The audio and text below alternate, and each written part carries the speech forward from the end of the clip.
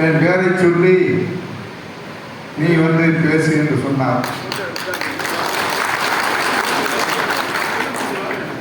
அப்போது என்னுடைய மனசு நான் தோல்விட்ட போது சந்தோஷமா இருந்தேன்.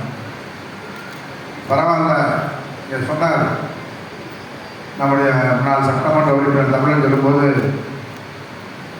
என் தொகுதியில் இனிமேல் செய்கிறதுக்கு ஒன்றுமே இல்லை. அது மாதிரி நம்ம கரக்கோட்டையத்தினுடைய செயலாளர் அப்புறம் ஆரம்பிக்கும் போது தொகுதியை ஆரம்பிக்கும் போது ஒத்தக்கடையில் சொன்னார், இனிமேல் இந்த ஒத்தக்கடையில் செய்வதற்கு எதுவுமே இல்லை. அந்த ஊரணியை, சாக்கடையாக இருந்த ஊரணியை குடித நீராக தேங்குவதற்காக அந்த ஊரணியை மாற்றி மாலையிலையும் காலையிலையும் பொதுமக்கள் நடைவதற்கு நடைபயணத்தையும் அமைத்து அந்த சாக்கடை தண்ணியை சுழற்சி முறையிலே நல்ல தண்ணியாக